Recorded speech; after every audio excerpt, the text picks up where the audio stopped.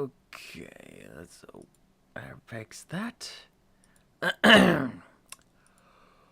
What is up, my Ammonites? Whoops. What is up, my Ammonites? It's your boy Yengai, and welcome to a full reactathon. I've already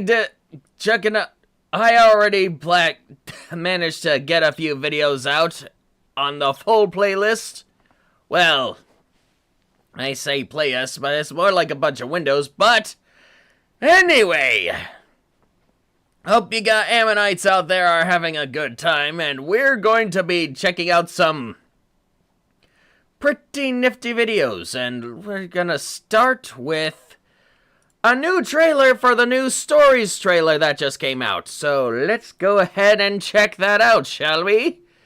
I'll be sure to be making a few videos in case if all of you Ammonites have missed this stream, so without further ado, remember to be sure to check out the links in the description as always. Without further ado, let's take a look at these trailers. Twisted Reflection. Oh yes, we've seen this first trailer, and we've got and Vermeil, two countries on a path to destruction. Made of crystal. When all hope seems lost, an egg is found. Inside is a Raphalos, a species thought to be extinct. But this quavering light of hope is quickly extinguished, giving way to the darkness of despair. For two the of egg them contains not one Raphalos, but two twins.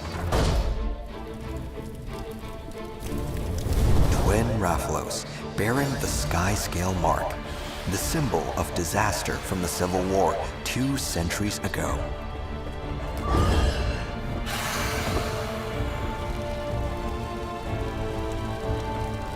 Okay, and natural world teeters on the wait, verge of I know that fire spider. Countless monster species facing extinction. In the shadow of these dark times rekindle. Two countries. Two Raphalos. A rider and their trusted Raphalos, buffeted by the winds of fate, set out on a journey for the truth. Is that a Baroth? I think that was a Baroth. Oh.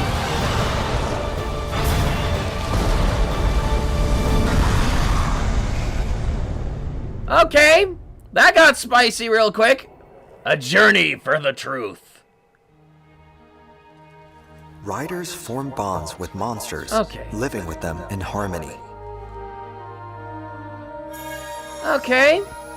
Okay, now we're... Okay, this must be how the starts... Monsties. Okay, we got the balloon bats. I completely forgot its name. They were too cute. Or princess of Azuria, a rider bonded with a Raphalos.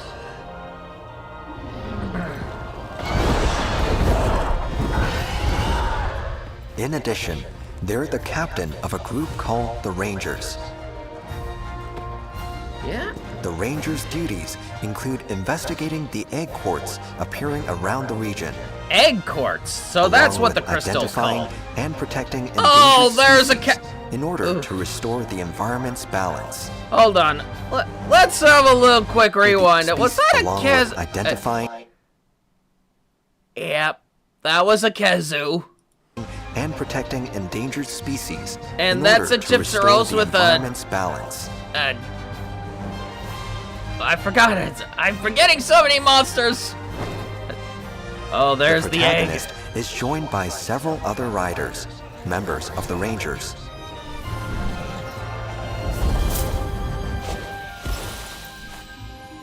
There's Eleanor, the princess of Vermeil, who's fascinated by the Rangers' activities. I know that one. That's an Anjanath.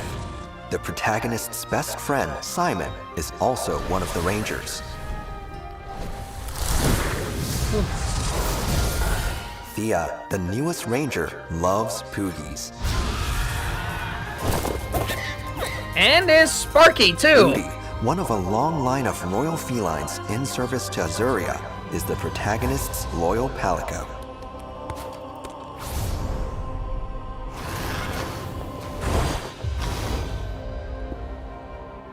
The newest entry in the series, Monster Hunter Stories 3: Twisted Reflection, begins with the protagonist showing the ropes to Thea, the newest member of the Rangers.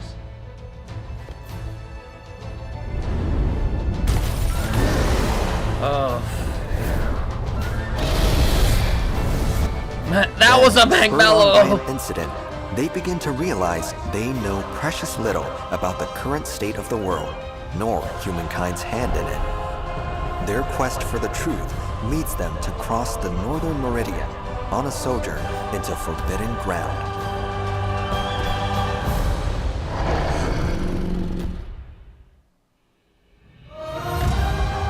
And so that was how the story is introduced. Twisted Reflection. Coming in March. Oh, that's a sexy looking set of armor. Hello. Okay, hold on. Let's see here. Wait, where did... Okay, downloadable content. Yep. You better believe I'm gonna be having her wear that. 'Cause... Whoo! I love the seer. Look at those spikes, them razors. That crown. That... plating. Oh, sorry. Sorry, I got a little lost there. Alright. Let's see. This is... Rise, stories... Well, I'm gonna have to really replay stories at some point, aren't I?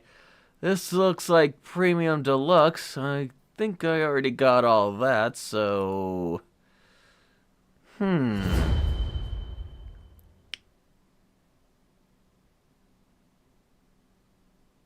Next! Pre-order trailer. Yeah, we got the Palamutes. What a spectacular view. This land is Was that truly blessed. It is, for now. But the encroachment keeps affecting more and more of it. Lightstone Woods, just for one example. Take heart. The fact that you've preserved as much as you have is something to be applauded. Sites like this are a forgotten memory for us in Vermeil. Well, we better fix that at some point, aren't we? If Vermeil is to survive, our people need help now. If nothing else, the Sacrosanctum offers them the hope they need to live. What is with this I will not other hide this Rathalos? as our nation faces its death. This has to stop! Oh, Eleanor. What? Don't do this! Uh-oh. A sky scale. It has been many years. That woman with the Rathalos. I'm certain she was my mother. Why did she come here? For what reason did she cross the Meridian? You're not the only one here who's curious about Lady Amara. Lady Amaro? Is that her The name? of Azuria rests on your shoulders, and you sat yourself down right in front of an assassin. Are you out of your mind? I know this is a lot to take, but just try to remember the old saying. Is that's a Poke? Take you farther than a cage. Great hell.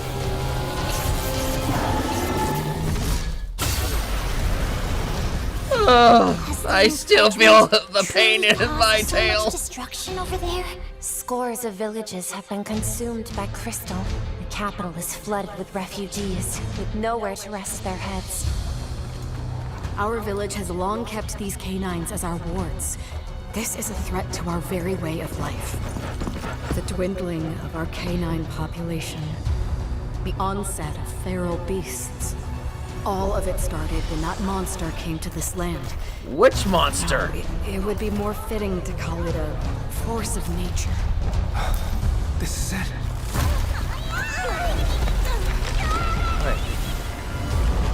What is...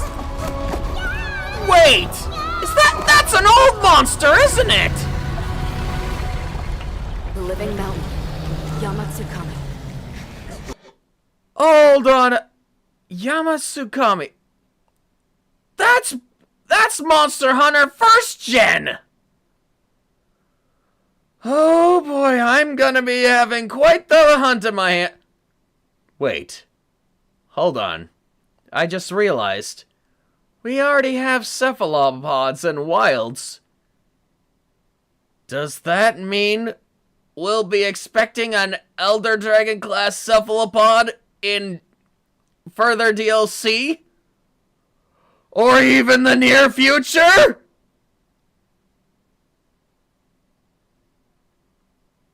Oh no. Ammonites? We better get ready to get a whole new caliber of calamari!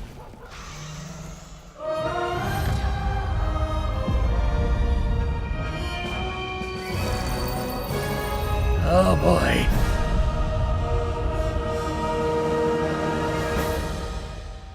Wonder what the final oh. Oh! Oh! Whoa! Okay, we're cooking! We're literally cooking! Whoa! Whoa! Order up. Oh! Ah! Damn it! Why didn't you show us the dish? You cooked us again, Capcom! Alright, let's see here. What is your... Let's see here. There was something here. Oh! Speaking of other games, I was actually watching a little bit of Avatar for a while, and I've discovered this. They actually opened up a fighting game. I mean, first it's Dragon Ball Z, then there was Invincible, and now we got this. So I think it's only fitting that we check this out. Avatar Legends, the fighting game. Oh, we got both shows here.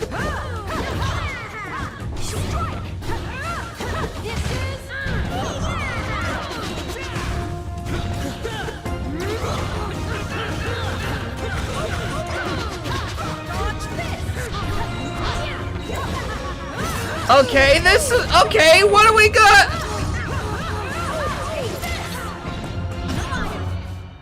Whoa. I mean, we got Aang as Zuko, already confirmed, but... Wonder if we're gonna see Katara, or Toph, or some other benders.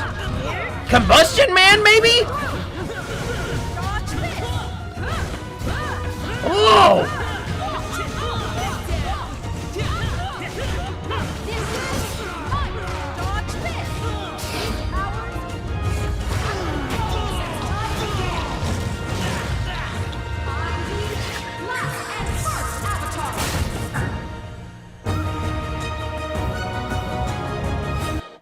Closet Alpha. Let's see. Korra's not an earthbender in this game. She's the literal avatar here. Where's Toph in this?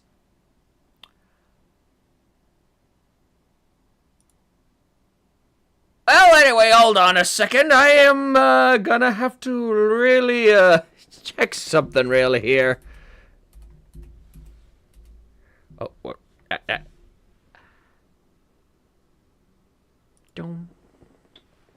Hold on. Dun.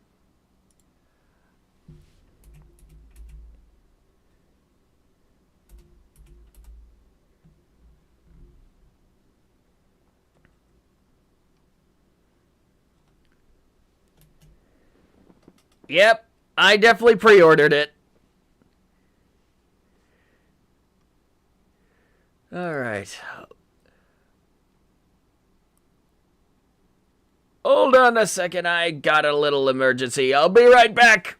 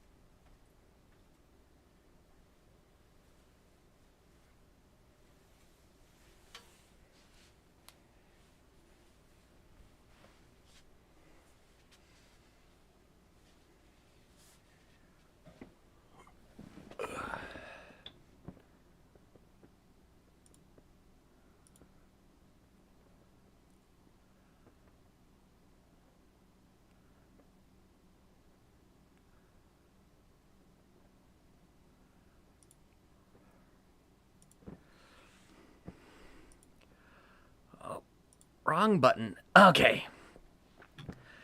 So terribly sorry about that. I just heard the call from nature. And, well, it wasn't actually as bad as I thought, but, well, I'm sure you've already heard it. But anyway, speaking of which, we've just got some new natural stuff.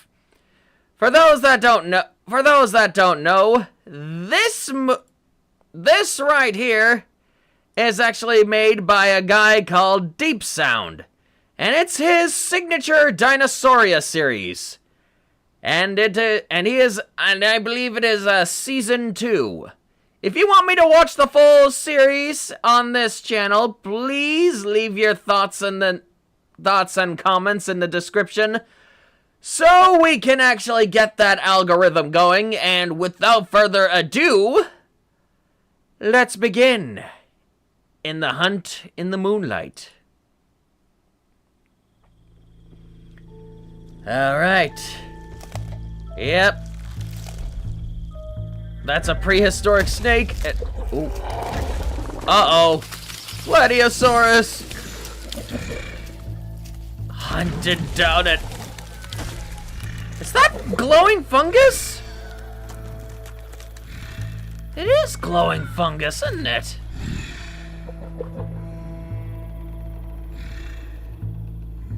Oh, something is... Oh, hello. Death by Dilo.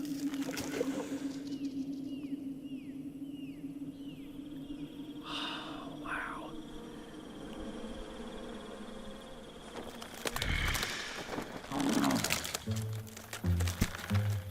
Okay, things are not as scary right now, but after all the seeing that, you know something bad's about to happen.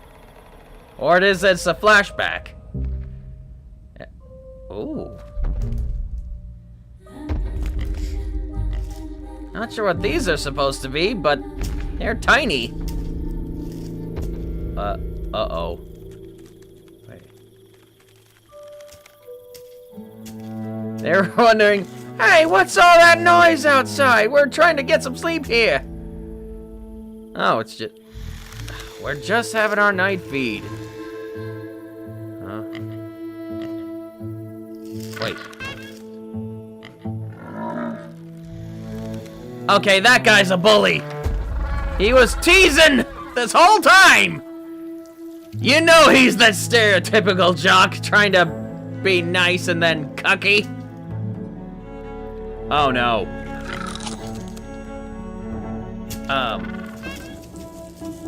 I'm not sure those mushrooms are safe to eat.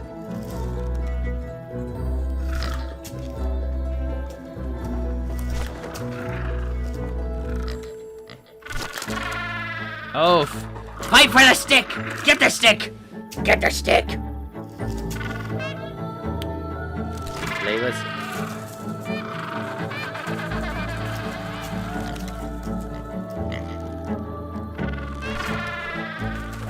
Oh, look at him go! And another glowing mushroom. It's snails included. Oh. Are you sure those...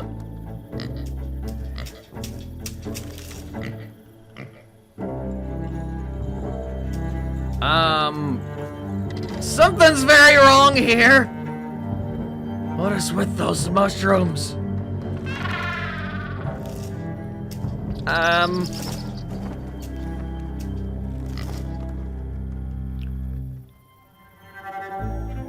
The mushrooms are on the bones.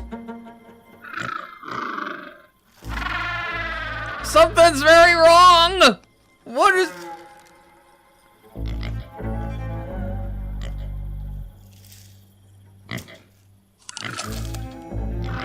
No, don't!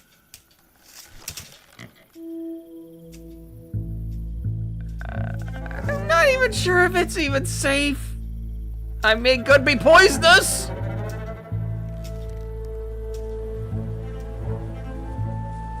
Yep. Yep. Yeah, that guy is definitely dead.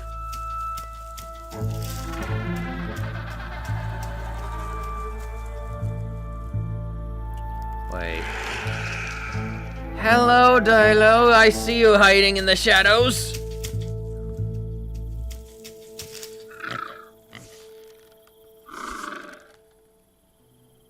What do we look? Uh-oh.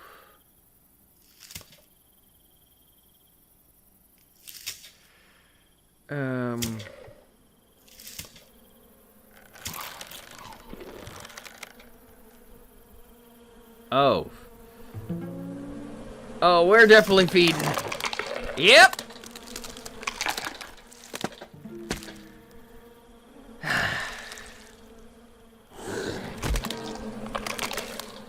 Wait, is this a turf war?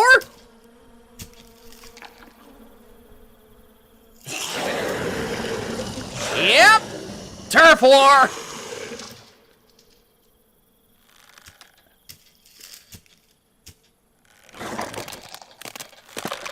Yep. Pecking order.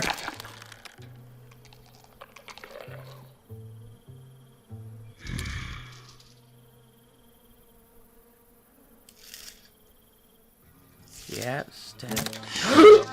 The darn stick strikes again! Wait, is he? Is he blind? Or... Wait, no.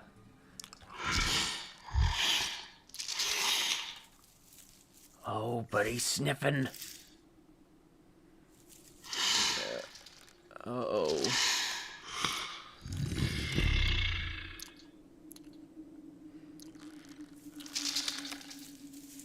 Uh-oh.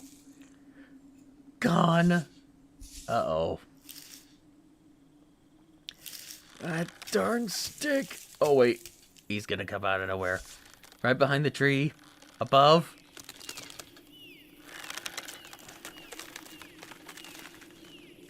I see you hiding behind the tree. Oh, wait. Oh! Oh, you cheeky devil. Is this how Dilos hunted in real life back in the day? Oh, hiding in the mushrooms. That cheeky bastard. Oh. Oh, literally using the crest like... Oh, yep. There he goes.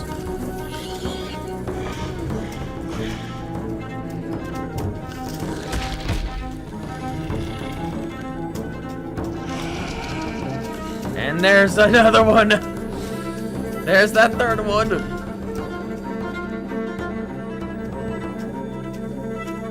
Wait.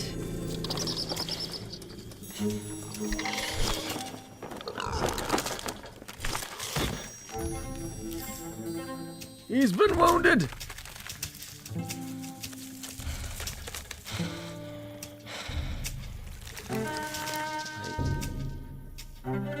Wait.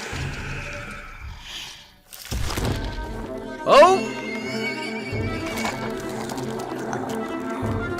Yep, dead.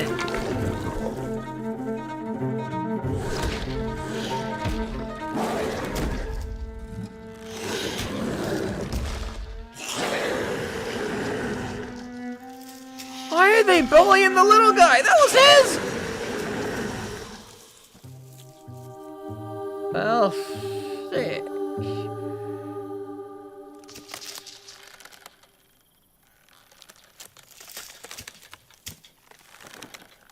Wait, uh-oh.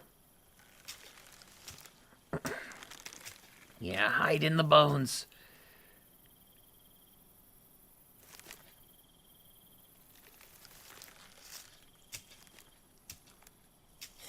One more. Wait. You're breathing heavy. It's those darn mushrooms, isn't it?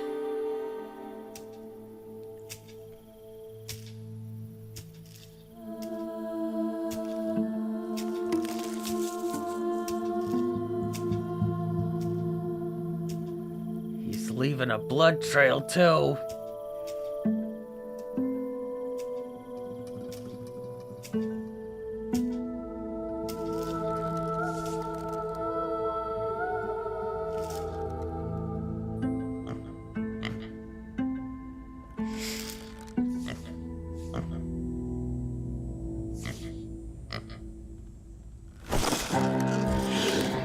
Oh, yep.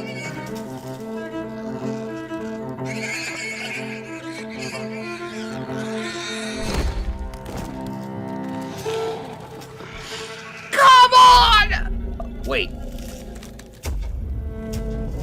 Oh, he's a veteran.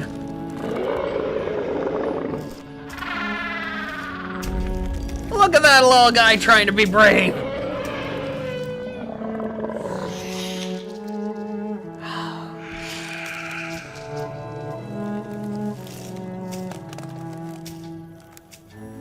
He was so close. He was so quick. Oh, wait, he's breathing. I think we can safely guess he's bound to die at some point. Next morning? Yeah, he's had it rough. Next night? Yeah, alright.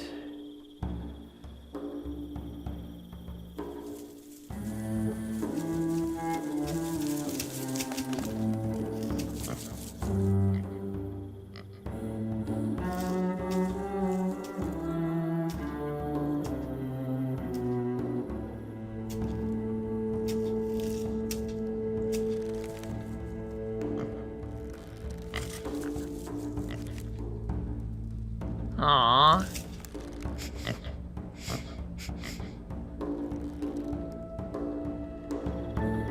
Yeah.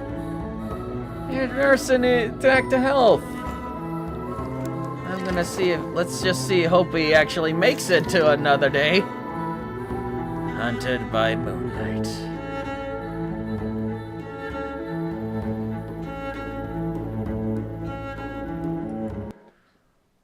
Well, that's one way. Yeah, we're really starting the spooky stuff and dino things tonight, huh? Well, anyway, let's keep it going with... Oh, yes, Dino Blade. I know this is a bit of an old trailer, but I'm actually thinking about doing a playthrough of a demo, because it just got released, so... Here we go with Dino Blade. If you want to see me play through this on Monday or sometime sooner, please let me know in the comments below. Without further ado, let's grab... Bosque Garis in the bed and details, Bosque Garis in the bed and Spinosaur! Spinosaur! Oh, look at him go! Oh!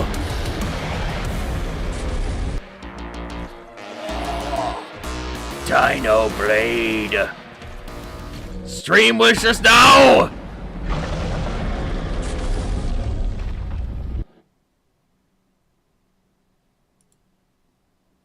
Yes.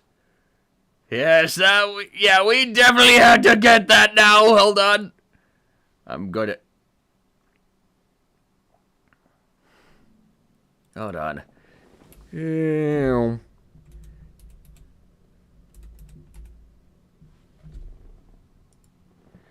Dino Blade. Dino Blade. Oh, uh-oh. Hold on. Think I messed something up here. Hold on.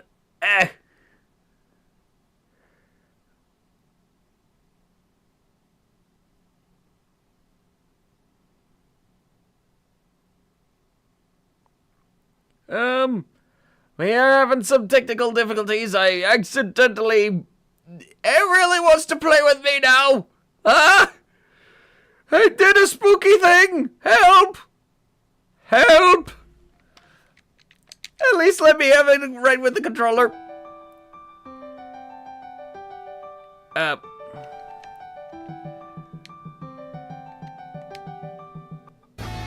Okay. Okay, we're good. We're good. Okay. Whew! That was a close one. Anyway. Looks like Disney's Carnotaurus has made it to Goji Center. So let's go ahead and see what kind of chaos this monster has been unleashed. Today, the alleged most dangerous island in Jurassic will be invaded by Saurian horned killers. Debuting more than a quarter century ago in cinemas, we welcome back Disney's Carnotaur pair. The oversized, over 2 decades ago, against the monumental task of surviving, or perhaps taking over St. Hubert, the newest. Yeah, those things were most tough. dangerous island in the franchise. Can these two excel or go extinct again? Today on Gochi Center, we'll study these Carnotaurs in detail, studying their anatomies, behaviors, and combat prowess to determine if they have the chance to make it out alive or perish. First off, let's establish some info about what it is we are about to unleash. Believe it or not, what you saw in the film as the main antagonists were actually going to look very different. But there's a reason they look like this, and this massive. So earlier concepts for the movie that morphed into Disney's 2000 film Dinosaur had been brewing for many years before production and had some connective tissue as far as the 1980s with Jurassic Park's Phil Tippett making the short film Prehistoric Beast. I hope you're familiar with that guy. That's the guy who made Prehistoric Beasts and that dinosaur documentary with the claymation. Yeah, I actually did watch that a while ago, if I'm gonna be frank, but yeah, he's done some great work over the years.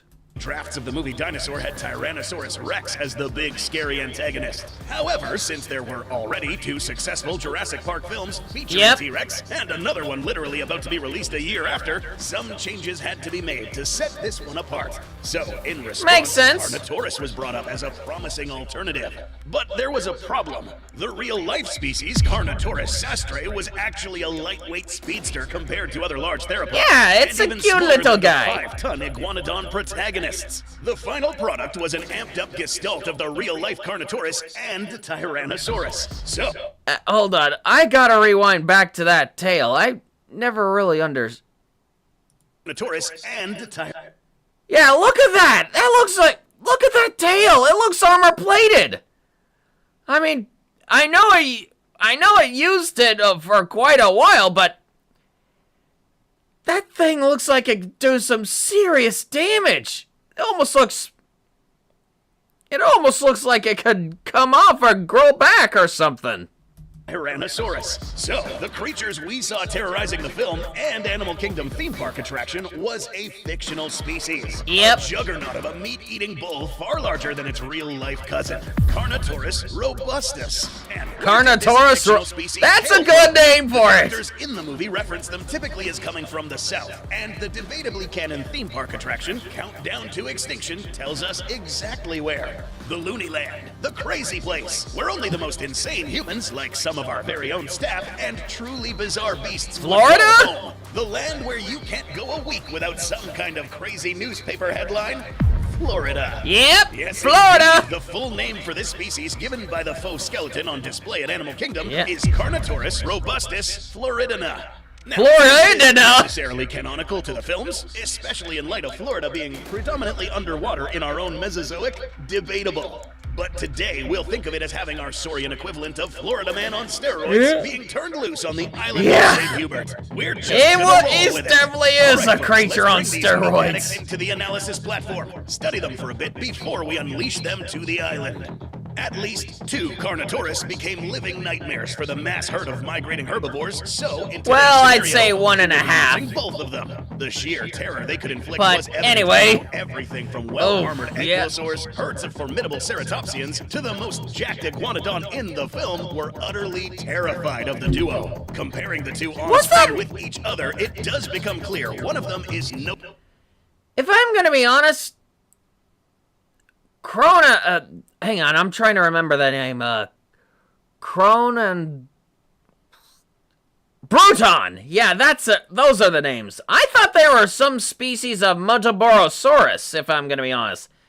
They looked almost nothing like the iguanodons.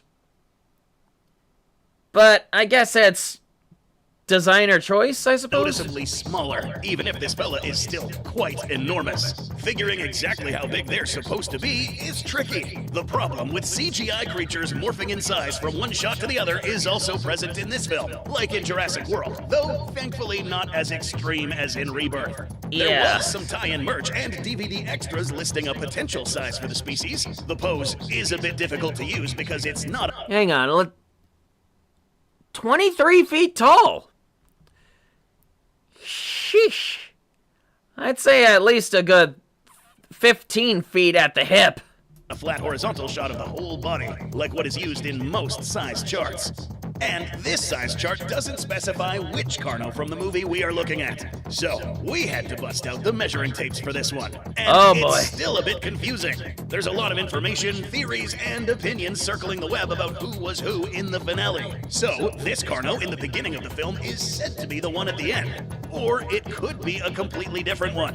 That is because in other deleted scenes, there were actually 3 Carnos. And the book implies that there could have been other Carnos apart from the 2 that were in this cave. I mean, to be fair, there's a whole world out there, so it's possible there's more than just the 2. It's a whole mess. So stick with us because getting a good reliable size for these theropods is important in determining how they're going to fare in St. Hubert.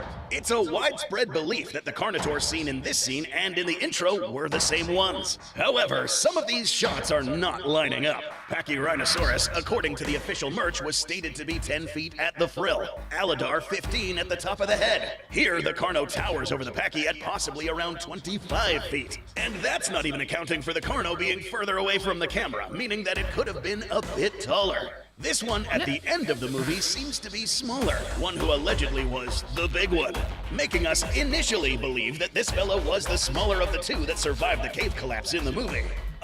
I mean, counter argument, you have to remember if you were looking at the pose earlier, I mean, it's 25 feet tall at the head, and if you look a little bit closer to that pose again, let's see here. Alright. Right here, yeah. Yeah, see, the head's about right. Head's actually right about here. So I would give the hips about good 15 feet tall as well. But I think it would mean if the head was right here raised, that would be it. But yeah, I think it still adds up, relatively speaking. Any tie-in media, film, or novel that this guy was the big one, we're left with some ambiguity. So, what we're going to do is use the Carnotaurus size seen in the beginning of the film and slap it with the label of Big Carno, despite this not being 100% confirmed. And we'll just name it Diablo. Then use these proportions to figure out the size an of easy the name. Rojo. Using analysis of an accurate 3D reconstruction and reference Diablo and Rojo. Using this shot, we get an approximate measurement of 5.5 meters tall at the hip, 6.3 at the top of the head, and nearly 15 meters long. Using volumetrics, this animal at this scale could be anywhere from 16 to a whopping 22 tons. This absolute behemoth is approaching sauropod levels of size. Working our way down to the that is a scary thing to be running around. And surprisingly fast! And total length at around 11.2 meters.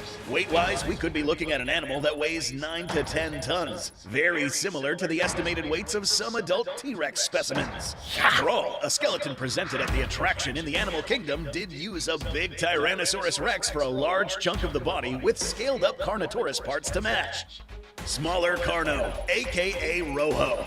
Height 4.2 meters at the hip, 4.8 meters at the head, length 11.2 meters, mass 9 to 10 tons. Big Carno, aka Diablo. Height 5.5 meters, 6.3 at the head, 14.6 meters long, weighing at 20 plus tons. Disney, you better not sue these people. You had every chance to bring this franchise back, this movie back. You completely ignored it for over 20 years, so this is fair game here. Let the fans really do the work. But it's not just the size of these bruisers that is impressive. While they are noticeably slower than the real-life Carnotaurus on account of sheer mass, they do still have those proportionally long legs and the robust tail seen in the real thing to put them to use. A 2011 study by W. Scott Persons IV and Philip J. Curie showed that those thick tails and well-developed leg bones of the real-life Carno were well designed for both high-speed running and maintaining a great sense of balance. The giant movie versions showed off similar skills even with all the weight slowing them down, chasing down prey in a sprint, and navigating steep inclines when climbing without the use of any forelimbs. They may not be as swift as their smaller kin, but they could definitely book it when they need to. Now, if these two are going to make it anywhere past the first big theropod thrown at them, they need to be able to bite back. Can they? With giant teeth. Of course. It just so happens that these jaws appear to be a rough halfway point between the real-life Carnotaurus and Tyrannosaurus rex. So Carnotaurus and other abelisaurs had a very specific kind of jaw anatomy that was built to snap down quickly but also open very wide, while still having a good bite force of their own. T-Rex, meanwhile, had jaws to crunch and continue to apply pressure while getting a good grip.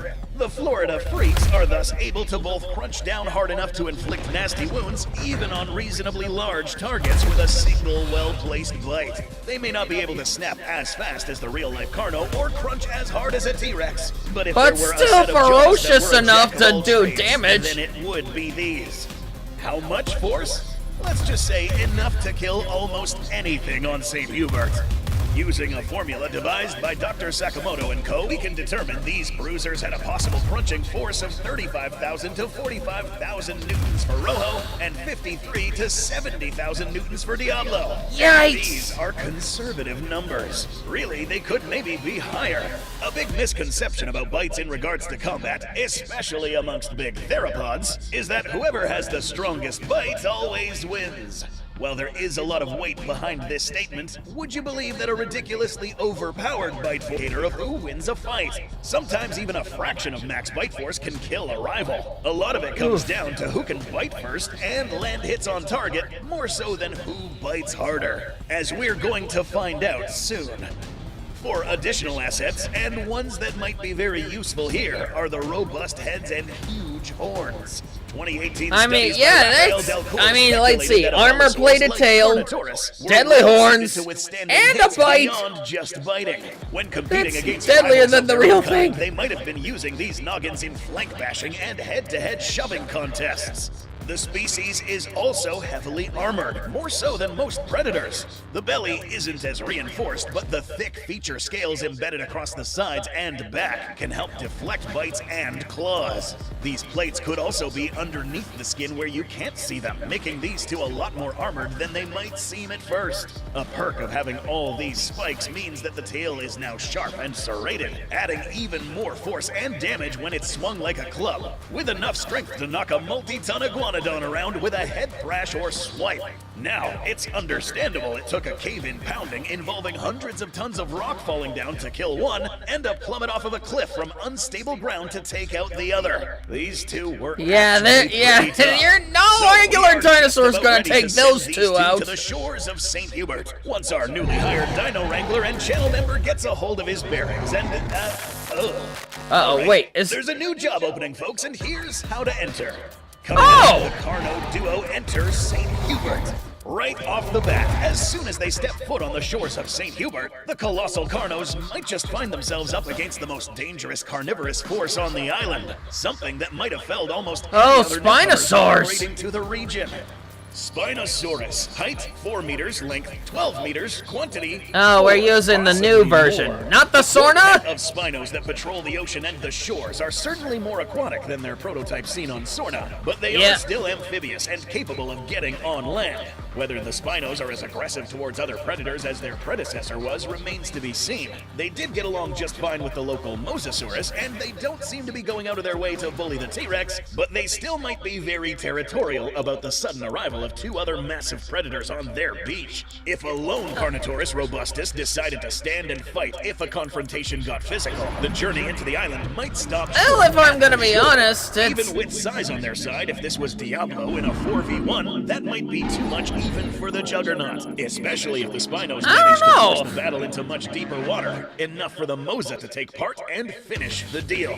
Now, these guys Yeah, could okay, most certainly swim, that's how but you they do were it. dinosaurs that excelled in forests and deserts, and would be out of their element in the water.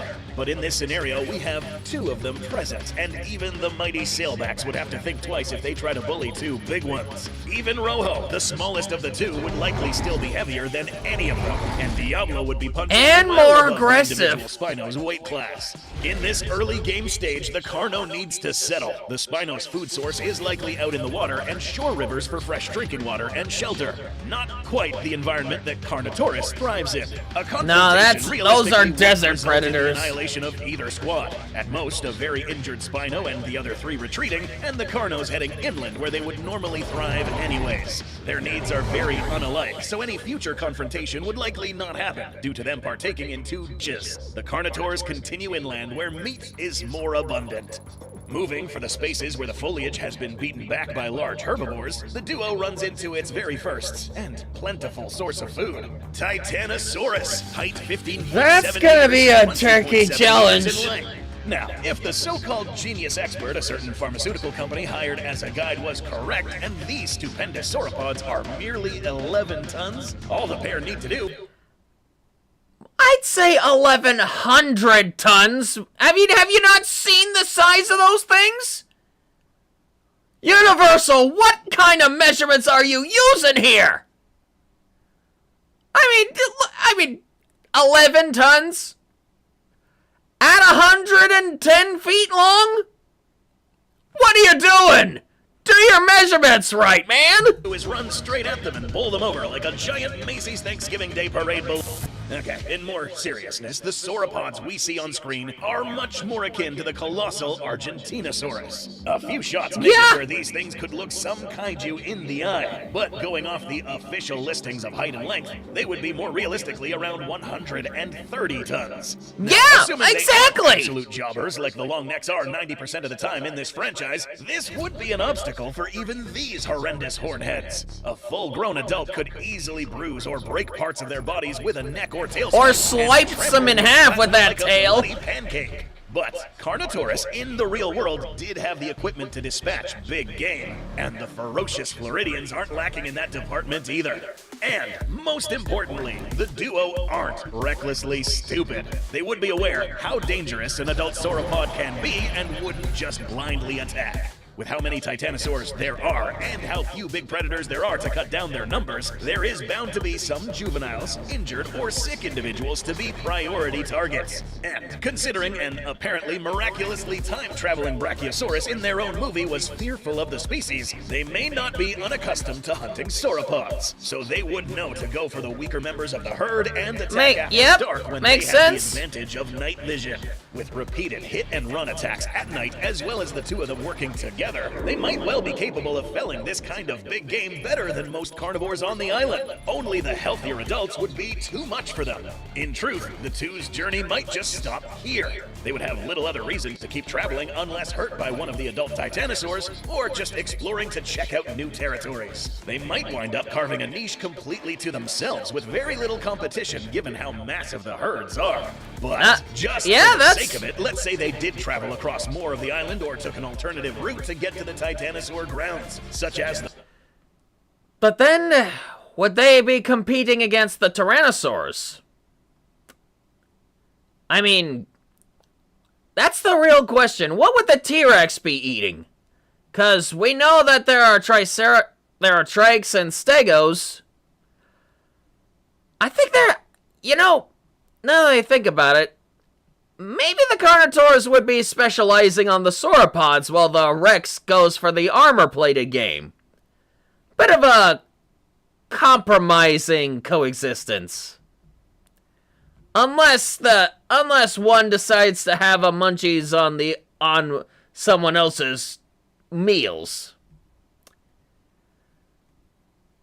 A matchup between Carno and T-Rex would definitely be an interesting one. The forested highlands. The denser forests neighboring the highlands of the island wouldn't exactly be the ideal territory, and the Carnotaurus duo would probably go in just to pass through.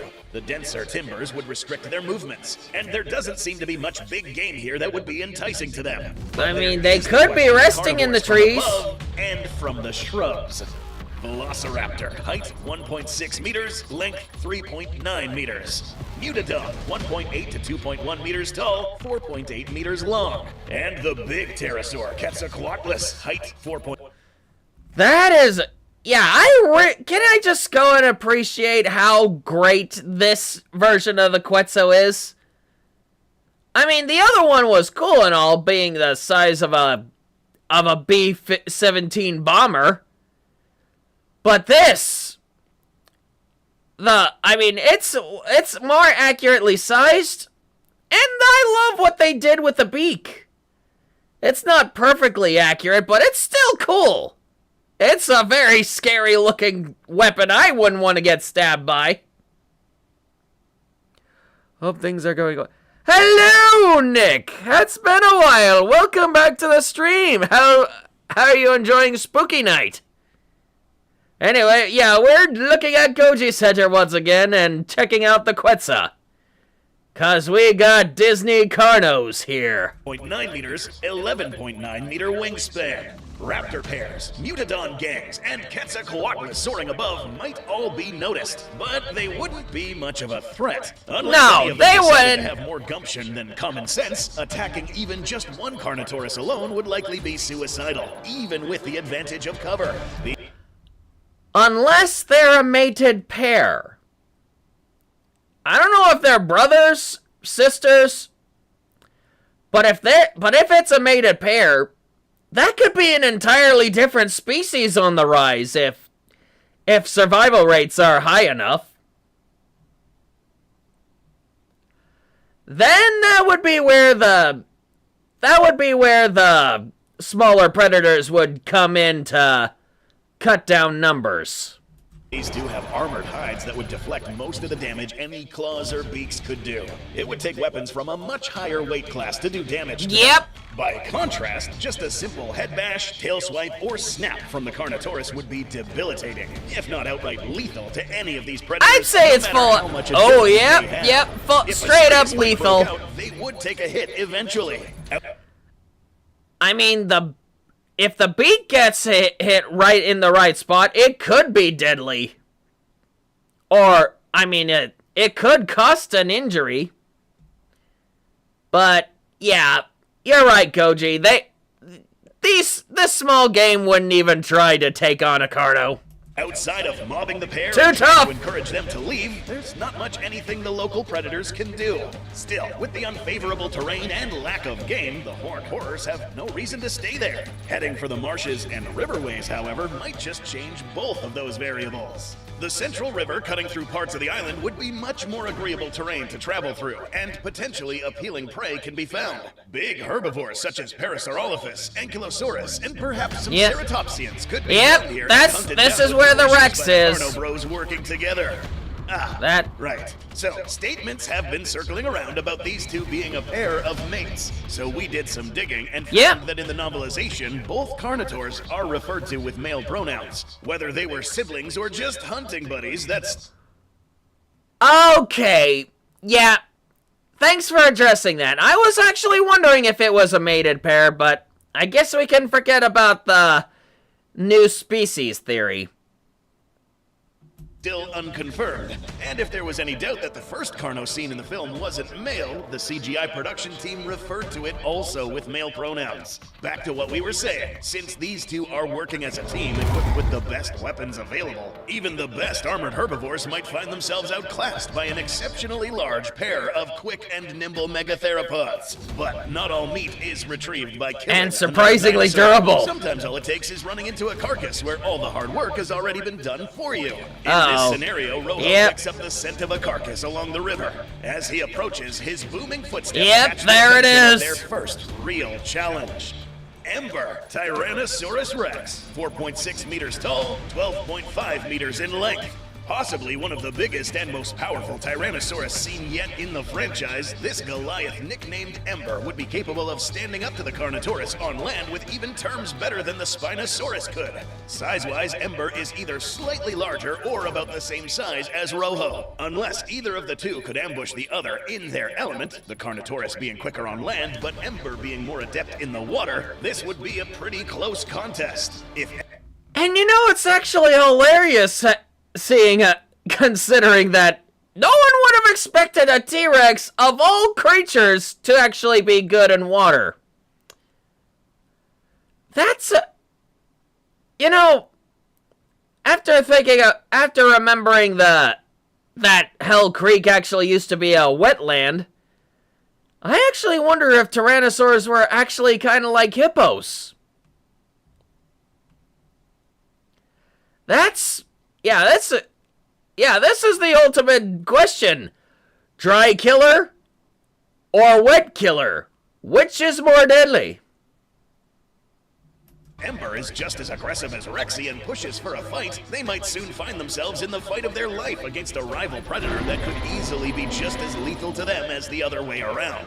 Both of their species have survived some horrific abuse, and without plot armor warping physics, either of these two are on such equal footing it would turn into a slugfest. The commotion of splashing water but and then, moving trees what about would be Diablo? hard to miss by any nearby dinosaur. And in the event that the slightly less heavy Rojo gets into trouble, Diablo enters the arena. There it is. That's right, folks. Big Carno has entered the chat, and things don't look good for Ember, who now has another 20 tons stacked against him. Oh boy. Ember is a Tyrannosaurus, and if a Tyrannosaurus is anything in this franchise, they are scrappy and will stand their ground if they have to, even against larger opponents. But that's outside of true. these They circumstances, are this just tough. isn't a fight Ember could easily win if they went up against Diablo, and they flat out couldn't win if it was a 2v1.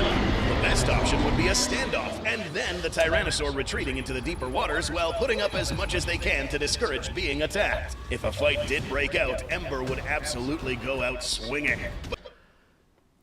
But what if there was another Tyrannosaur that's even bigger? We know Tyrannosaurs can be social at times, mated pairs and other than that. If you remember in Dominion, there were as many as 3 Tyrannosaurs all in one area. And they were not exactly killing each other. So there could be a social group of Tyrannosaurs. But crazy Floridians are used to messing with big reptiles in swamps. Numbers and pounds win the day, and T-Rex is presented with a choice. Live to hunt another day, or die. Things seem favorable so far in St. Hubert for Rojo and Diablo. However, if the Carno tag team continued traveling across the island, it would be perhaps inevitable that they would stumble across the ruins of the humans that warped this island. Oh yes, recognition. here we go. The colossal carnivore that drove them out. Yeah, the Distortus. The Carnotaurus have never encountered anything like human structures before. The sight and smell of them might be uncanny enough to keep them away out of sheer confusion. But if they did inevitably wander into the open ground of the old laboratories and worker villages, it would also be inevitable that they would run into the apex of the island. Distortus Rex, height 8.1 meters, length 14.5 meters. Considering the high level of aggression and potentially violent curiosity Distortus has upon seeing and the large arms, confrontation would certainly break out. Only, unlike any other matchup against any other big carnivore in the franchise, this would be a clash where the Distortus would find itself up against another meat eater virtually in the same weight class and then some. A collision course of titans might shake the island if Diablo and Distortus charged into one another and came to blows. The ferocious Floridian definitely has the speed and agility advantage, with a potentially more armored hide and a bite more adept at slicing. The deformed king has a keen advantage in dexterity and grappling ability, with a bite more oriented at crushing. The shredding chomp of the Carno would be ideal. I said those arms are going to be a factor. Lightly armored Distortus, whereas the crushing bite of the Distortus would be able to cause I forgot about the tiny arms. Yeah. Actually, you know what? I can ignore those tiny little things. I mean, what? I mean, they're not gonna really do much. They're tiny. They're barely even gonna tickle the armor. Damage even through that thick armor of its opponent. A full body charge by Diablo might be enough to topple even the Distortus, at the risk of getting grappled. Meanwhile, the Distortus might have the strength to capitalize off that grapple, but wrestling an opponent of equal weight might unbalance the misshapen Goliath. This fight could potentially go either way, and might also be a face-off worthy of a video as well. But having Rojo there to tilt the odds, the chances swing back into Diablo's favor. With a smaller tag team partner, Diablo can land large body blows or take time to aim more critical bites, whereas Rojo can distract and damage the Distortus if it manages to top deadliest duo in Dino history. If the fight came to blows, it would be a ferocious altercation, and the Carnitors might lose a member, bringing down the beastly behemoth if they're not careful. But if any Predators could pull it off, they could. More likely than not, however, even the Distortus might decide this fight is not worth it, and avoid escalating the battle past the initial skirmish. With the power and teamwork to go the distance even against rivals like these, the gruesome twosome from the Sunshine State have what it takes to survive this monstrous island. And if they play their cards right, the nightmares of a bygone era might find themselves the new lords of a modern domain. And if you want to see some of this crazy Florida dino up close and personal, be sure to check out Animal Kingdom's Countdown to Extinction ride as soon as you can. Theme park renovations will be happening soon, and this attraction with its iconic museum, statues, and ride is going to be replaced. It seems like the Countdown to It's gonna be replaced? By what? Extinction is finally going to be hitting zero soon. And while you're waiting in line to be terrorized by Dinosaur Florida Man, be sure to subscribe and check out more on the channel, because we haven't seen the last of these cantankerous carnivores here yet. They might have survived St. Hubert, but other challenges from other possibly even more nightmarish islands still await. Like Isa Sorna. Alright, let's see, we already watched this. Fine, watch the horse! Please, watch this. Oh yes, yeah. Since we're moving on from Goji Center to Goji Guy, we're looking at Hank, the unbeatable hybrid. Well, if I'm going to be honest, Goji Guy, you have not met Poseidon yet. But I'm actually curious about the story behind this video. 1 year ago, I uploaded a video brainstorming only a few days, written in a matter of roughly 50 minutes, and edited all while I was at Panera Bread. Oh, he's even got the costume on! Hank, the most over-the-top hybrid ever made. And if I would have known how well that video would have done, then my god, I would have made it 8 minutes. So much money was lost. But and you also started the hybrid war. Now we got so many content creators making their own monsters. And prompted me to create my Abaddon dragon. And so much more. Really, I uploaded that video as a quick, easy Halloween video, without much thought put into it. But that one simple video caused an entire new section of dinosaur YouTube to open up, acting as the big bang of the genre. Yep, you did! I'll catch you up. For a few months beforehand, I'd been making dinosaur hybrid YouTube shorts, even getting Dangerville to voice one. And soon after, from sheer coincidence, Goji Center, the largest Godzilla channel here on YouTube, uploaded a video making their own dinosaur, the Indom 2.0. Seeing an opportunity to make funny fake Halloween beef, I made Hank as a fun, personal project. But little did I know, that video would open a Pandora's box full of Pandora's boxes. After my funny attempt to take down the Indom 2.0, how did it happen? Suddenly wanted to make their own hybrid to take down Hank and the Indom alike, creating. Yeah, it took so much work on making Poseidon. But oh boy, I did so well. He didn't even kill it. He didn't even get unleashed, yet has already killed an Avatar hybrid. What you all know as the hybrid war. While the Indom was the gun, Hank is the one that's shot. Now that it's been an entire year, many hybrids have been made to try and become the best of the best. People finding ways to make their hybrid powerful, but unhankable. In the sense that I won't. Unhankable? Now, over the past year, many big name hybrids have stepped up to take the title as the best hybrid to take down the Indom 2.0. Names you all know like Maddie, Samson, Hank 2.0, and as many of you, my own fans, have debated, Reiner, my sweet summer child. Reiner? While many have tried, time and time again, Goji Center finds a way to convince the public that the Indom 2.0 Dino still wins. A slippery little hybrid she is. But today, after a year of the Cyber War, I am finally putting the nail in the coffin. We are finally taking down the Indom 2.0. Today, we are pushing evolution to its limits. Even saying this is a 3.0 is an understatement. This is 3.0 dinosaur of all time. A dino that I promise once this video is over will show how it can literally blow up the Indom with a single blow. Physics will punch under his strength. Biology will bend at his will. And reality as a whole will be stretched to allow such a creature to exist. Now, what is this, you may ask? What could I have possibly done to create such a demon among dinosaurs? Well, what did you do? Really? Spinosaurus, Giganotosaurus, Indominus Rex, along with what she brings. Scorpius Rex, Chameleon, Dunkleosteus, Pistol Shrimp, and the Tardigrade. To those who have kept up with my channel, the genome sounds familiar, because it is. As they said there is no need to upgrade the Indom, I agree with that sentiment. Today, I'm here to show off the Indom's killer once more. In today's video, I present to you why Hank still wins. Okay. So, yes, I know. This sounds like an absolutely batshit wild thing to say. As many of you know, Goji Center was Wait. Yeah, I was gonna say, didn't you collab with Goji Center to make the 2.0?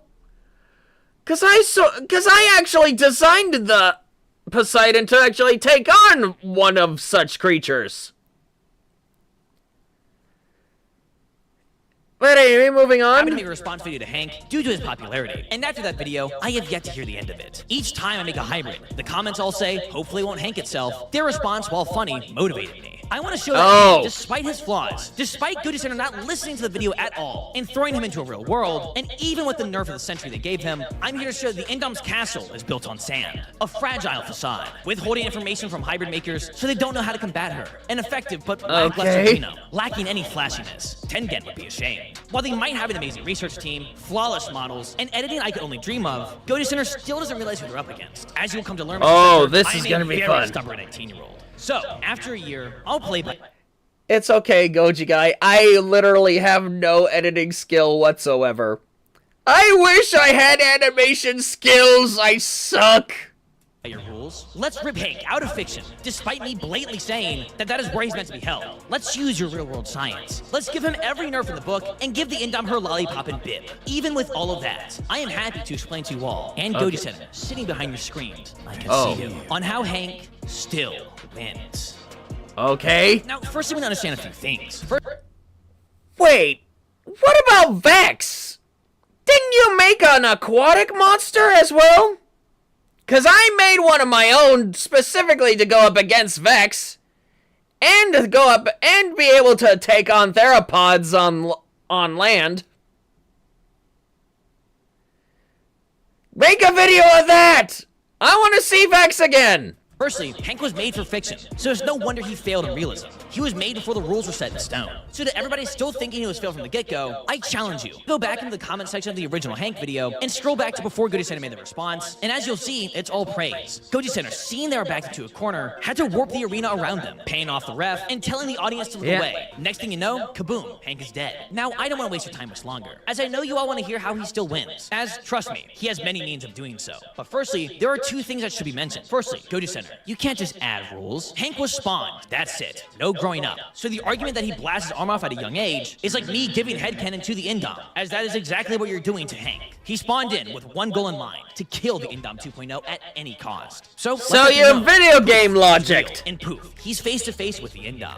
No headcanon here. But secondly, as you took my word, I'll take yours. The second point I'd like to bring up is the law. As you yourself, Goji Center, showed me just how Hank could win, I would like to draw your attention to the second line of the USA's Miranda warning. Wait, you have the right to remain silent. Anything is again.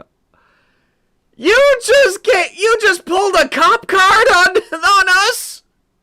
Come on, man! That being, anything you say can and will be used against you in a court. Okay. And well, Mr. Center, court is in order. So, without any more let's begin, shall we? Starting with his one-taps.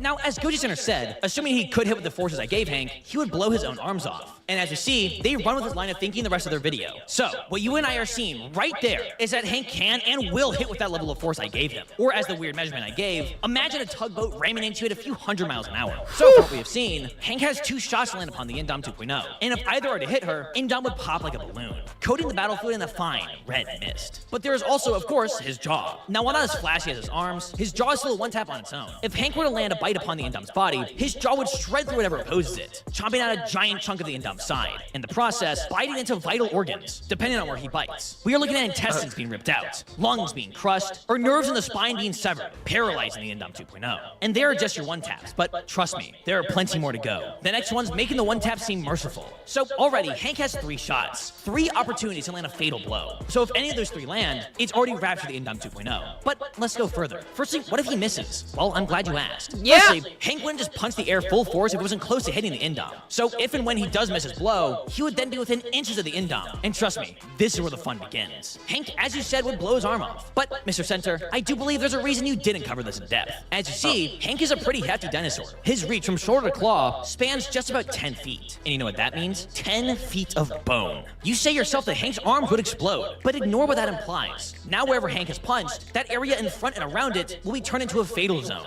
As now, a dinosaur's arm worth of bone is being blasted out like a grenade. Pieces as small as a few millimeters to as giant as foot-long chunks, with flesh still attached, blast out into the air at hundreds of miles an hour. But what that even? It gets worse. I'm pretty Let's sure assume that just the bone is the Indom. would. Well now, let's say Hank aimed towards her side for an example. Well, now the Indom 2.0 has hundreds of tiny holes punched into her body, blood gushing out of each one. And due to the area of effect, the Indom can't just cut off the blood flow, as claimed thanks to the croc, as she would be cutting off a giant portion of her body. And that itself begs the question if the Indom could cut off such a large portion of her blood flow in the first place. So she can either attempt to cut off the blood flow to reserve what blood she has left, but then shut down nearly half of her body, or withstand the blow and hope she can heal quick enough. But let's add on to this attack even more. What we covered was just the bone, but there's much more to Hank than just that, my friends. If you recall, Hank has a super toxin, where if it hits you, it will begin to congeal his foe's blood. So now not only is bone shrapnel flying towards the Indom, but any small piece of bone that still has some flesh attached will now be carrying his toxin. And as it breaks into the Indom's body, it's likely the flesh and bone be ripped apart. Now not only does the Indom have hundreds of tiny pieces of bone stuck inside of her, causing her to bleed out, but now there's hundreds of new areas of her body where the blood begins to congeal. She'll be bleeding out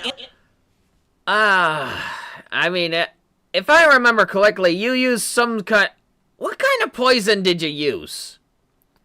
I know there was definitely a hallucinogenic fish that you used for the 2.0. You guys think I should watch the 1.0 video? Because I think that would have been giving us more context, but... Oh, yeah, you really got bit of, Indom. You really got beat up. and stiffening due to her blood at the same time. So even if Hank misses, this attack would cause so much bleeding and pain to the Indom, it's likely she would pass out from shock. And keep in mind, this is all from one punch. But trust me, it gets worse. Let's say one arm of bone doesn't do it. Well, Hank still has a second shot with his other arm. But now it gets even worse. On to what I said earlier, anything you say can and will be used against you. And as you see here, Cody Center went ahead and did the work for me, showing off how Hank would look after the blow. Now, keep in mind, Hank is driven solely on killing the Indom. He doesn't care for his own injuries. So with both arms missing, assuming the Indom is still alive... Only driven to kill. Okay. How would that... Yeah, but you have to remember, it's still an organism. It's gotta have some kind of preservation instinct, right? Or did you somehow manage to override that?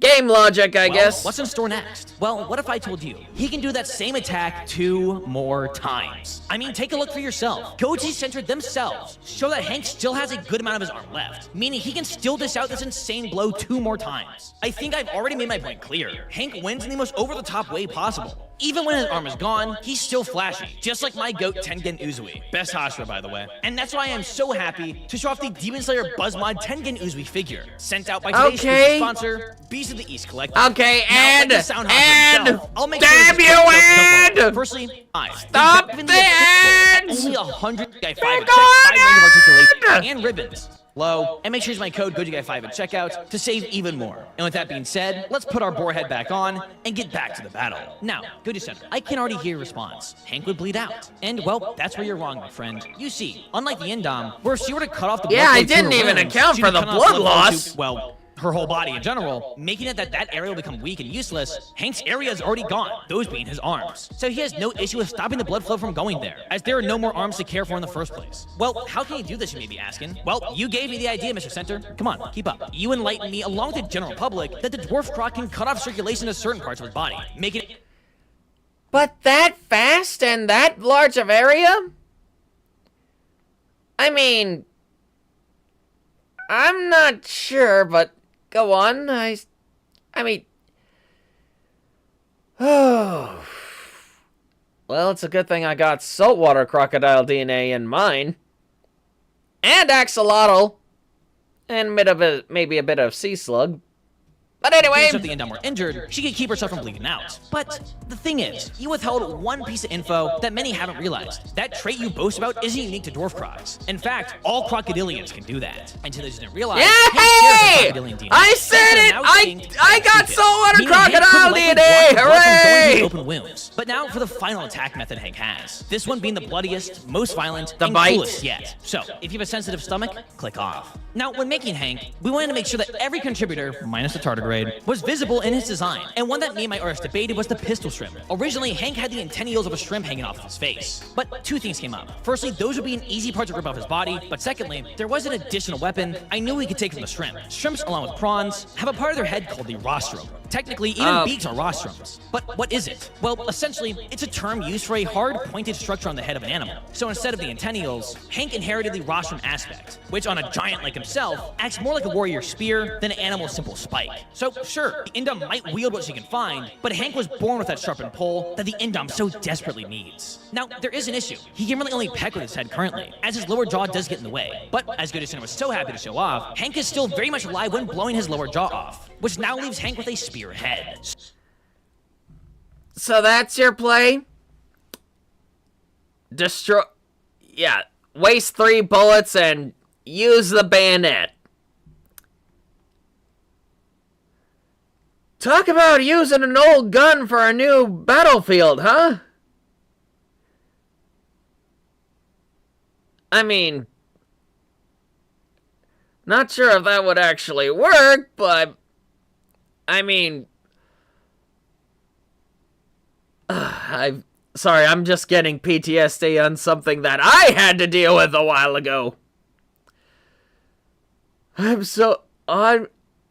My condolences, Goji guy. So, assuming Hank and Goji Center. Assuming he misses both 2 shots with both his arms, assuming the Indom survives poison bone shrapnel hitting her, assuming she survives the second wave of bone shrapnel, assuming she doesn't bleed out, assuming his jaw misses and snaps off on its own, assuming all of that, all Hank has left is a spear for a head. And knowing he will die regardless, Hank will go berserk, ramming his head over and over into the Indom, ramming through her skin and bone, goring her to a point where even a Reiner wouldn't want to go against him. So sure, the Indom doesn't blow herself up, but at the end of the day, I think I've made it clear. Between turning her to mist, solidifying her blood, goring, or causing her to bleed out from her injuries, Hank still wins. I could have debunked the Indom, yes, but I wanted to make it flashy. Simply saying Hank wins because the Indom couldn't exist is lame. We want to send a message, mailing the Indom's head, or whatever is left of her back to Goji Center. After a full year of the hybrid war reigning on, it's time to go back to the basics. You might have realism, and a team with some of the smartest people I have ever met. But there is one thing you lack, Mr. Center, and it's insanity. The drive to keep pushing forward even when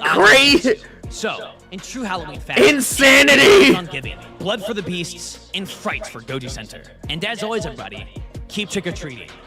Goji Guy, out. See ya. Well, if you're watching this, Goji Guy, please check out my hybrid. I got Poseidon, I got the Abaddon Dragon, Ball on deck, and so much more. I actually even punished one guy who actually tried to challenge my hybrid multiple times, and crushed him every single time. Alright, anyway, what is the next one?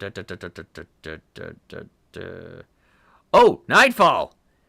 Yeah, this is a kind of a scary film. Our first official spooky night.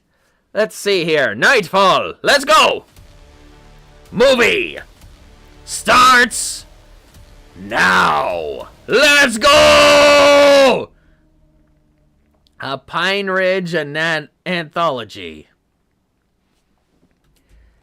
The following film contains sequences of violence, blood, and peril. This film has not been rated. Viewer discretion is advised. I didn't even read it, and I already called it. May I remind you, this is not meant for kids! You cowards! Mesozoic Pictures.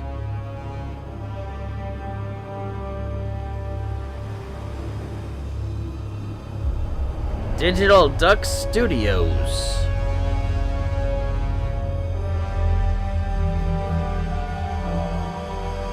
I wonder if this is a whole series or franchise.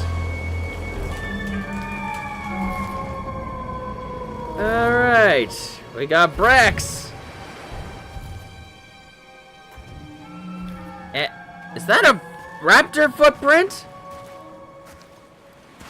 Nah, yeah, that's gotta be a raptor print.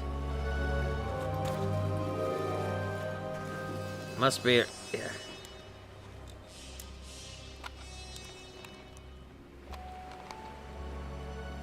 Kale, go to 2.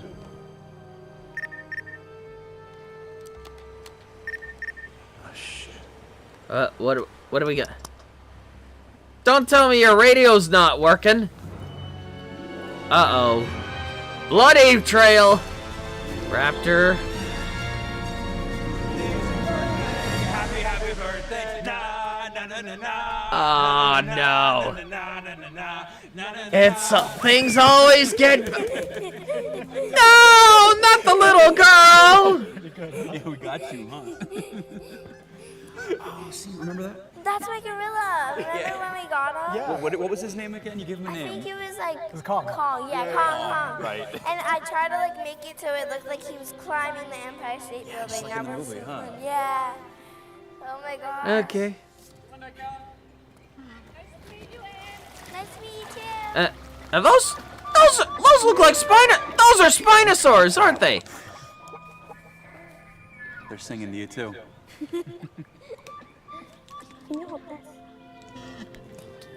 Are they Ouranosaurs?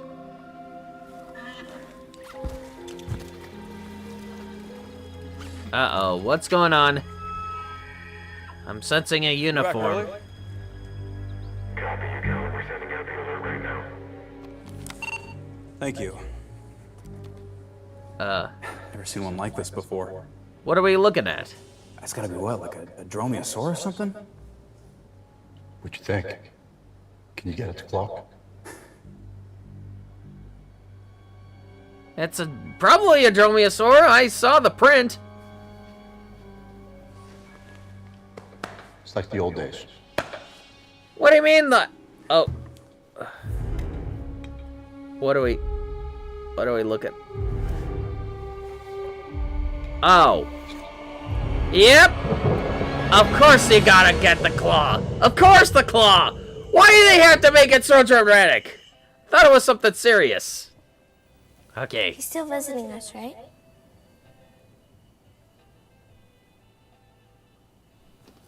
Mama! Boom! Video again! Gonna get you next time. Okay, thought it was a dramatic thing, but I guess things are just having a... What is up there?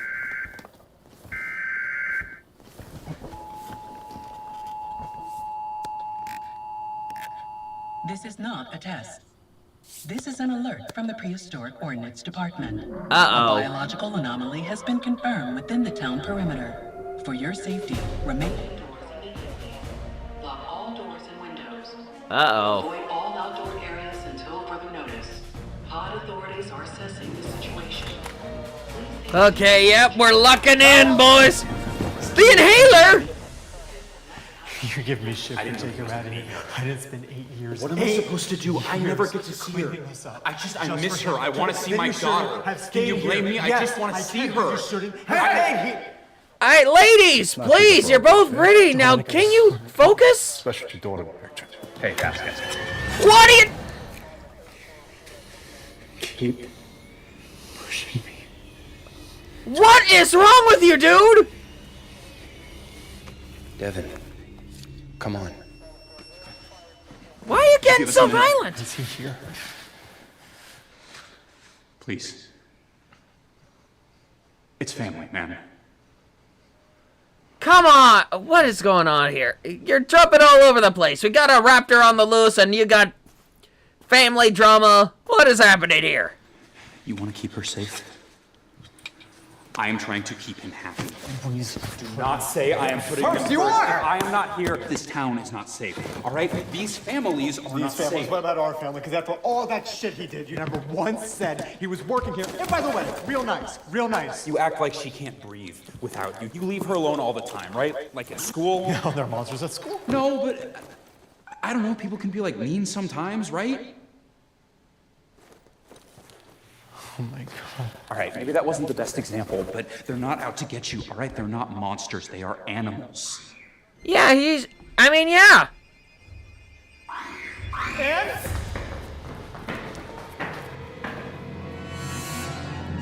And? Of course, you leave the car key.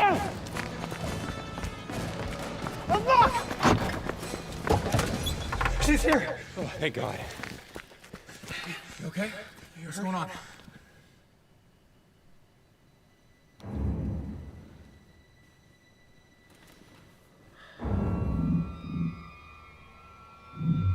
Yeah, now you done it. Not even without a weapon. That looks like that's a dromaeosaur, isn't it? Yep! Looks like a Utahraptor! Listen to me. Just move towards the car, nice and easy. No sudden movements, we're okay. Easy. Now!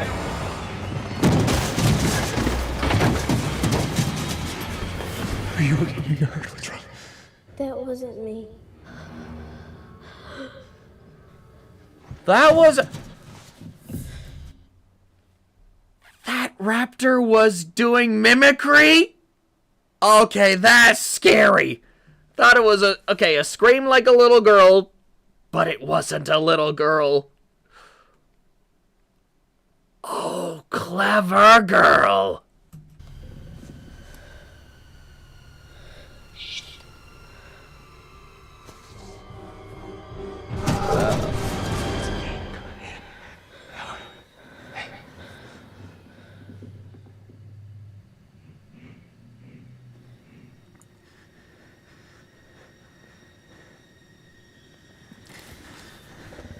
Oh, he's probably gonna die.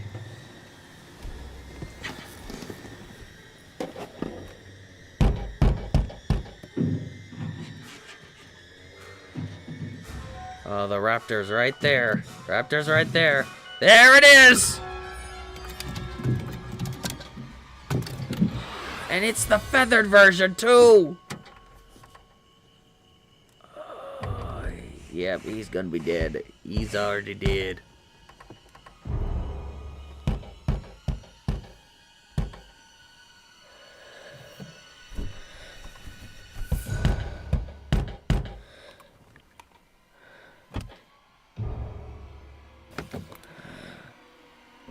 Hello. Okay, keep it going.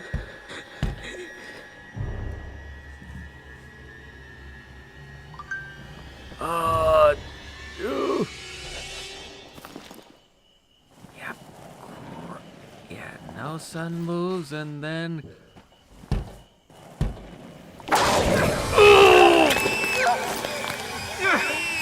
I got you! Yeah! Stay back! I got you! I got you!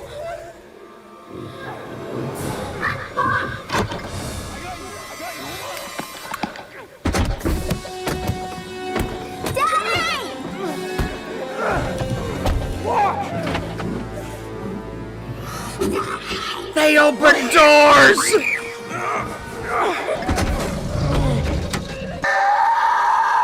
Well, bye, Evan. Evan's arm.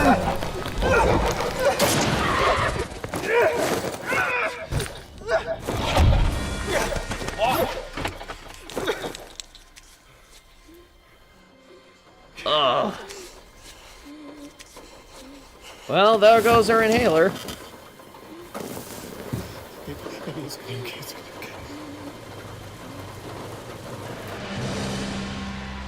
And he's got the gun! Way to go, goat! Get her. You got her. You got her. Yep. Right there. Follow me in. Oh, right there. Keep going. We got you going right there.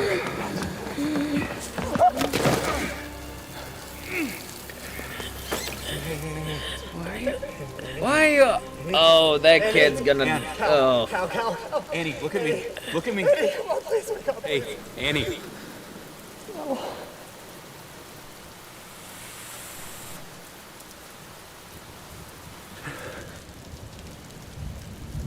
Oh, yeah, that kid's gone.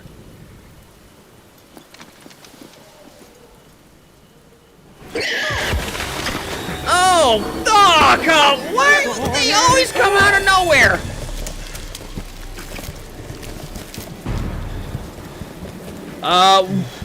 What are you planning to do with that?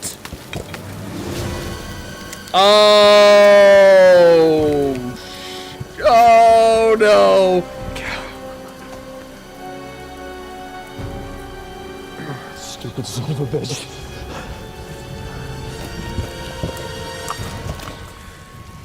It's always the damn egg! Hey!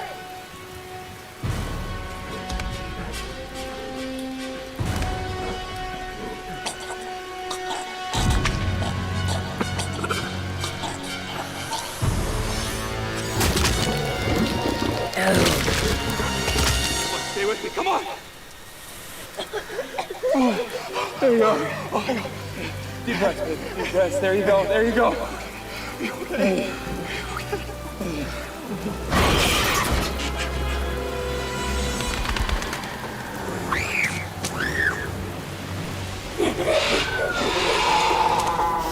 It's using mimicry!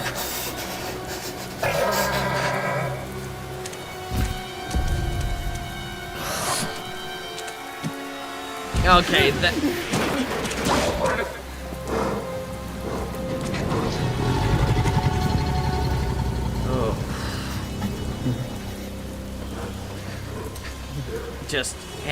Just lay it down nice and slow. And literally lay it down anywhere away from the edge. Yeah.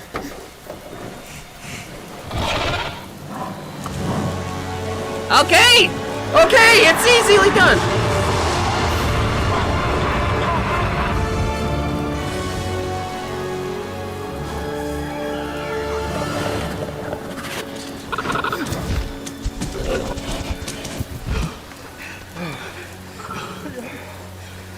Okay, so it's just a pair of parents.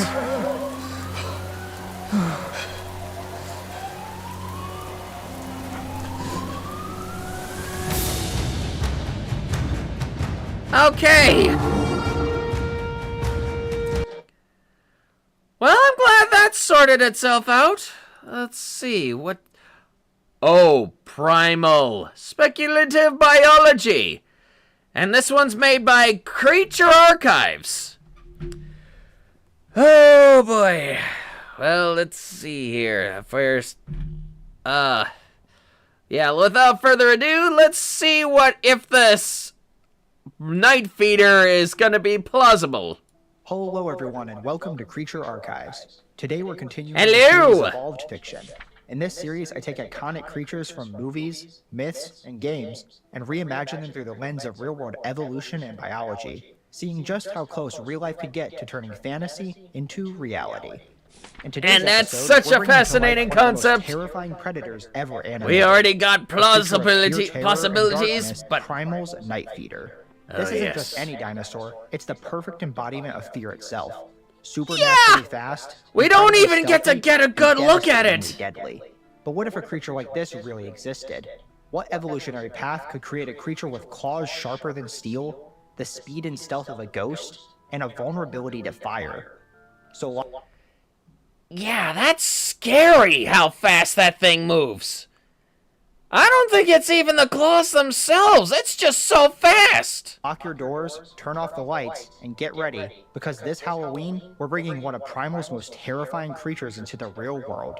In this episode of Evolved And dinosaurs Fiction. are not scary at all. Yeah, tell that to the monsters in Primal.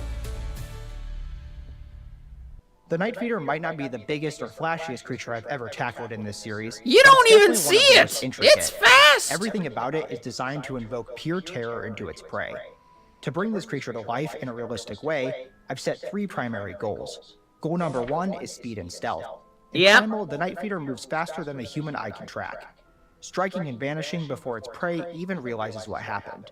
Obviously, that level of speed is far beyond what any real animal could achieve, but we're going to see just how close evolution could realistically get. For speed, our goal is to push the limits of bipedal locomotion, making this predator capable of at least the speed of an ostrich, maybe. And run tactics. And it's also got to be moving through the forest and agility. Making it able to move through dense foliage without a sound. The second goal is perhaps the most iconic feature of the Night Feeder, its powerful, deadly claws. The Night Feeder's most outrageous and impressive characteristic is its ability to slice through anything in its path, including flesh, bone, armor, and even trees. So our second objective will be to design the sharpest, most durable, I don't think it's even the claws themselves. It's scary how fast that thing moves. Flammable, oily skin. In the show, the Night Feeder has a visible aversion to light and fire, and its body appears to drip with a black tar-like substance. For this last challenge, we're going to explore what that oil could be, what purpose it could serve biologically, and why it is flammable. Could be some kind of bacteria that it either produces or has a symbiosis with. Never understood what's with that oil. Could have some sort of supernatural effect. I mean, there are witches in Primal. So with our 3 goals laid out, let's start breaking this nightmare apart and see just how close evolution could actually come to creating a real-life Night Feeder. Also, if you enjoyed this video, be sure to like and subscribe. And also subscribe to my channel if you like to see these reactions. Not to toot my own horn, but I'm doing my best to stay active on here. To start, we need to find a good family group to begin the Night Feeder's evolutionary line. One Well, that you got the already has strong deadly Megaraptorids. claws and the potential to evolve speed and stealth. When trying to decide what species would make the most sense for the Night Feeder to originate from, there was actually a lot more debate than you might think. While many people have pinned the Night Feeder as a Megaraptor, making this the obvious choice, there were a few other dinosaur family groups that were pretty tempting. Dromaeosaurs, the raptors everyone know, were one of the first to come to. Dromaeosaurs? I mean, I see where you're going with that, but the problem is, I don't see any toe claw on the feet. But I don't know, maybe there could have been, but I don't know. Mind. They're fast, intelligent, and stealthy, but their main weapons are the sickle claws on their feet, not on their hands, not lining up with the Night Feeder's main weapons. Therizinosaurs were another option. They're the poster child for massive claws. Yeah, but they're too slow, though. They were also bulky, slow, and not inherently predators. So they were also a no-go. Yeah. Surprisingly, one of the closest other contenders was actually the Spinosaurids. I know that might sound... Spinosaurs? But that would mean that the Night Feeder would be a fiscivore. And I'm pretty certain it's not a... I'm pretty sure the Night Feeder is no fish eater. But then again, it does have a demonic regression. Strange, but the Night Feeder actually shares a lot of visual similarities with something like a Baryonyx. Both have a crocodilian-like snout, long limbs, and even a large hooked claw used for hunting. Yeah? But despite the resemblance, I don't think they quite capture the speed and agility we're after. There it is. So, in the end, Yeah. I think the most obvious choice really is the right one, the Megaraptorins. Despite the name, Megaraptors actually aren't closely related to the Velociraptor or any of the Dromaeosaurs. It's part of an entirely separate lineage of theropods, possibly even more closely related to Tyrannosaurs. The raptor in Megaraptor's name actually comes from an early mix-up. When it was first discovered, paleontologists thought its enormous claw belonged on the foot, like the sickle claw of a Dromaeosaur. Later discoveries revealed that the claw was actually on the hand, not the foot. Megaraptor itself was a fast, lightly built predator with long grasping arms and massive hand claws, perfect for slashing and stabbing strikes. Its overall body plan was sleeker and more agile than most large theropods, and that gives us the perfect foundation for the Night Feeder's design. Fossils of Megaraptor and its relatives have been found in South America. Environments like these would naturally favor stealthy ambush hunters that relied on bursts of speed and short, decisive attacks. So, for our evolutionary starting point, South America will serve as the cradle of the Night Feeder's lineage. Sounds good, but how do we... Yeah, but obviously it's not gonna be just rolling in mud. So how are you gonna explain that? And let's see, it's got the needle-sharp teeth. I mean, the Spinosaurus it definitely does have a baryonic Suchomimus look. In these forests, our early Night Feeder ancestors would use stealth and sudden lunges, striking hard, fast, and then retreating into cover. So now the question is, how fast can we get the Night Feeder? Based on biomechanical studies of other bipedal theropods, it's reasonable to estimate that Megaraptor could probably run around 30 miles per hour. But our goal is to push not exactly ghost-like, but still fast. Speed for a bipedal predator. Now, technically, if we wanted to truly maximize speed, we'd make the Night Feeder quadrupedal. It would reduce strain on the legs, allow for more propulsion, and allow greater stride lengths. However, that would interfere with the large claws on its hands and fundamentally change its appearance. So, for our purposes, it's staying bipedal. Still, we can squeeze a bit more speed out of its design. First, we'll streamline the body, reducing excess bulk, narrowing the torso, and lengthening the tail into an advanced counterbalance for rapid maneuvering. Next, for the limbs, we'll extend... I would also maybe have a Carnotaur-like tail vertebrae. I mean, that would add more muscle to the legs. Maybe. And the lower leg, particularly the I don't know, I don't to believe. maximize stride length and running efficiency, much like we see in modern sprinters such as ostriches and cheetahs. I did Powerful say spring-loaded ostrich. Tendons would store and release energy with each step, while elongated lightweight bones reduce inertia and keep the legs fast. The musculature would shift too. Denser, fast-twitch muscle fibers concentrated in the legs and hips for short, explosive sprints. Not long-distance stamina, but for pure acceleration. For stealth, we'd eliminate anything that generates unnecessary noise. The skin becomes smooth and supple, reducing frictional sound as it brushes against vegetation. Its coloration shifts to deep blacks and muted grays, allowing it to melt seamlessly into the shadows. And beneath the feet, specialized pads act like built-in shock absorbers, compressing slightly with each step to muffle impact, much like how a cat's paws do. Additionally, the respiratory system has adapted, developing air sacs and flow-through lungs for efficient oxygen use, allowing it to sprint or hold completely still without heavy, noisy breathing. Altogether, these changes will create a predator that moves with terrifying precision, capable of reaching bursts of speed of 45 to 50 miles per hour. But how would the claws be that powerful? Creature in history. If speed and stealth make the Night Feeder a nightmare to encounter, its claws are the reason few survive to tell the story. To build claws like this, we start with the foundation, a composite structure. In real animals, claws and talons are typically made of dense keratin sheath wrapped around a bony core. But the Night Feeders take this to an entirely new level. The inner core becomes heavily ossified and mineral-rich, forming a structural spine that can handle extreme impact forces without shattering. Around that, the outer keratin sheath develops in laminated layers, each aligned at alternating microscopic angles. You can think of it like a maybe add some iron to it? Blade, every layer distributing stress and preventing cracks from spreading. It's a similar principle to the overlapping keratin scales of a pangolin or the multi-layered beak of a woodpecker. But this alone isn't enough. To achieve true cutting power, the Night Feeder's claws need to be reinforced with something stronger than keratin. Iron. I mean, it's already got a red sheen, and yeah, a lot of animals do implement iron into their weapons. Exhibit A, Komodo dragon. B, the shrew, and a few others. I think beaver as well, but yeah, I'm sure you guys get the idea.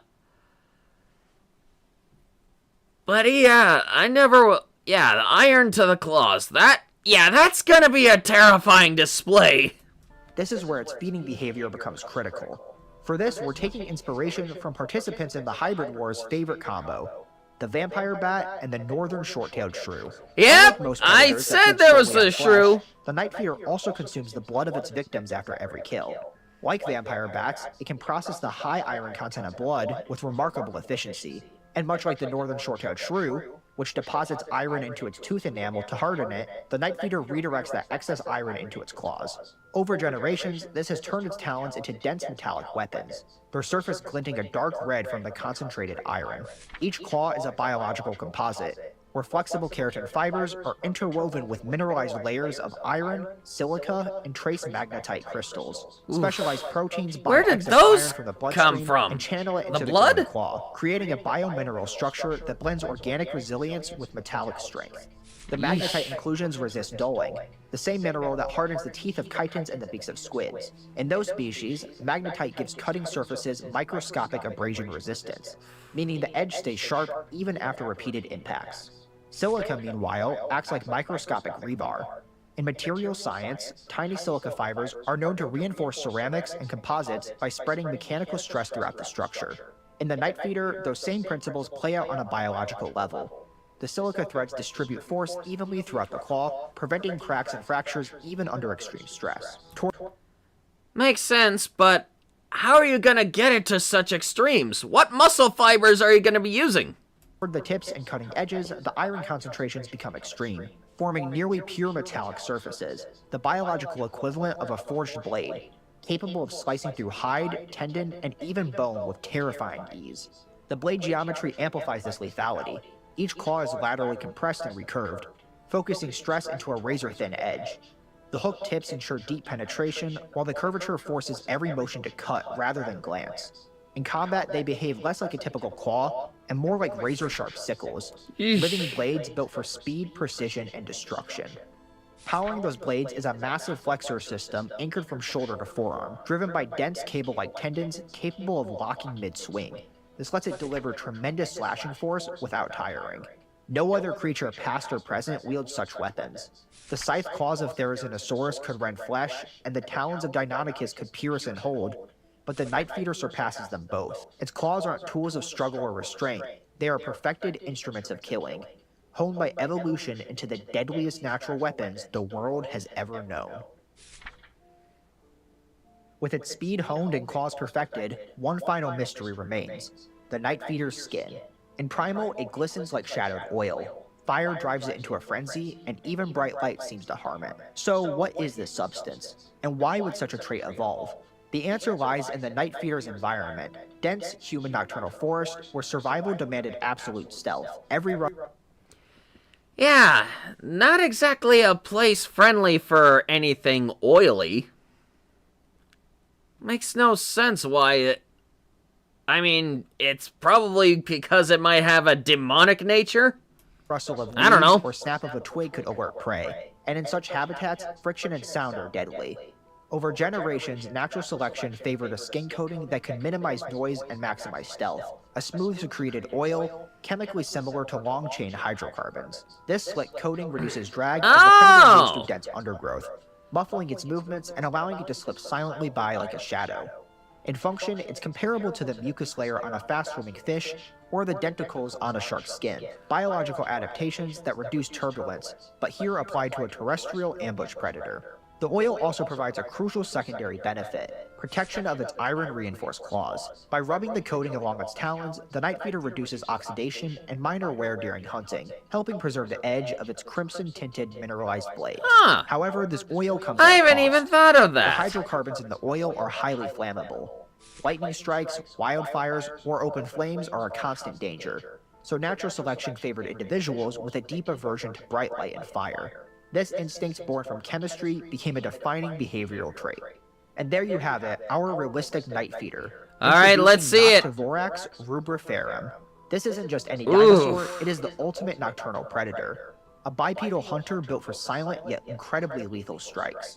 Standing 2.5 meters tall at the hip and stretching 8... Okay, 26 feet long, 8 feet tall at the hips, over 1.5 feet long claws, and about a ton. Meters from snout to tail, it weighs approximately 1 metric ton, with its claws reaching up to an incredible 50 centimeters or over 1.5 feet long, reinforced with iron-rich keratin and capable of slicing through flesh and bone with terrifying efficiency. Its body is sleek. Yeah, that's a monster. Slick dark oil that reduces friction, regulates heat, and enhances both hunting and claw maintenance. Noctivorax evolves from South American megaraptorids, a lineage of fast, agile predators that thrived in the dense forest of the late Cretaceous. From the start, its ancestors were specialized for ambush hunting. But over millions of years, natural selection refined this lineage into the ultimate nocturnal predator. Its body is sleek and muscular, with claws reinforced by iron-rich keratin, capable of slicing through flesh and bone with terrifying precision. Coated in a How slick would dark one oil, evolve those Noctivorax moves through the adaptations? forest almost silently.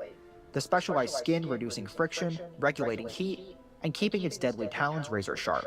During the Cretaceous, it relied on hit-and-run tactics, lunging from shadows to slash at large herbivores and mid-sized carnivores, waiting for the wounds to weaken its prey if the initial strike didn't immediately fell them.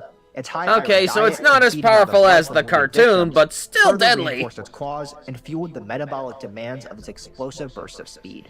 When the asteroid impact plunged the planet into darkness and cooling temperatures, most large predators perished. But Noctivorax managed to survive. Its oily skin insulated it against heat loss, allowing it to remain active and... Really? So it survives the dinosaur extinction. Oil insulating its body. Who'd have thought? in a world blanketed by ash and cold. Its nocturnal hunting strategy, already tuned to darkness, became even more advantageous, and its diet expanded to include smaller mammals, carrion, and the weakened survivors of the extinction event. Over the following millions of years, the species became more refined. By the Pleistocene, Noctivorax was fully nocturnal, with eyes so sensitive to darkness that bright lights caused distress and disorientation. It hunted alone, stalking large herbivores such as ground sloths, giant armadillos, and Pleistocene horses, while opportunistically scavenging carcasses or preying on smaller carnivores. Its predatory efficiency allowed it to dominate other apex predators, outcompeting saber-tooths, giant bears, and terror birds through a combination of speed, stealth, and the lethal efficiency And what of about highly man? reinforced claws. Reproduction in Noctivorax is seasonal, with only a few eggs per cycle. Parents actively care for the young, guarding hidden nests and providing food while teaching hunting skills. Juveniles remain under protection for the first couple of years of their life, gradually developing the strength, coordination, and stealth needed to survive as independent apex predators. Noctivorax has endured through the ages, a shadow stalking the dense forest of South America. When the land bridge of Panama rose around 3 million years ago, connecting North and South America, a few individuals ventured into Central America. Though the species And this range would remained be largely where we hear this predator about the thrived Death only in Claw. thick, uninterrupted forest, where Or stealth, the speed, and Shadow ambush Reaper. hunting reigned supreme. Open plains and fragmented habitats offer little refuge, keeping most Noctivorax confined to the deep, shadowed heart of the jungle. As megafauna disappeared during the late Pleistocene, Noctivorax populations dwindled.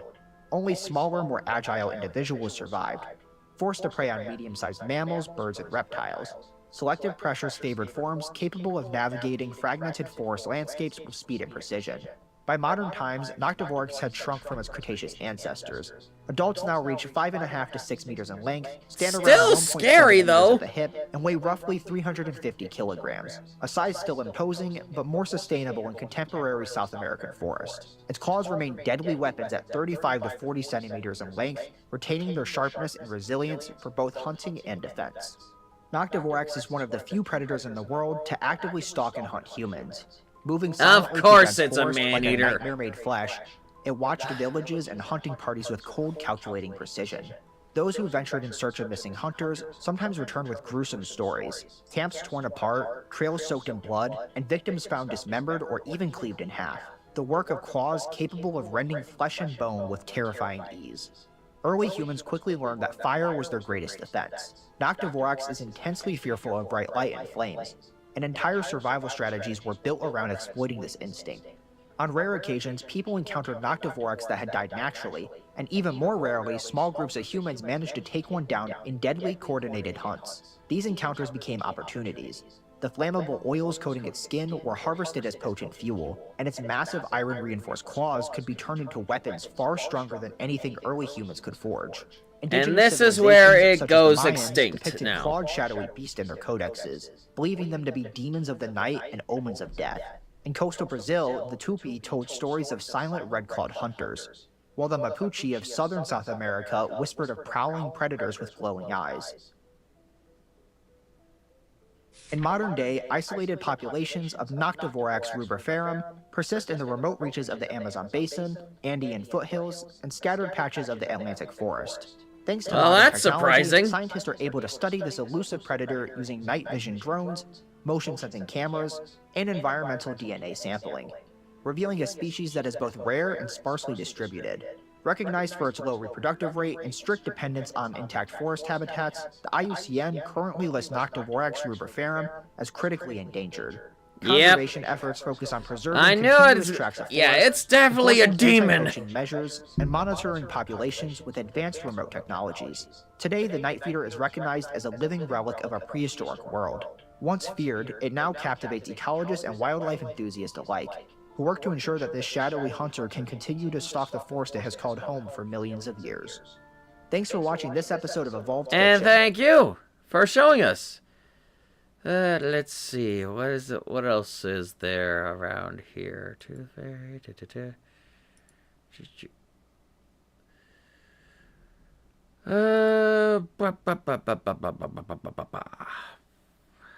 I'm not sure what else to watch, guys.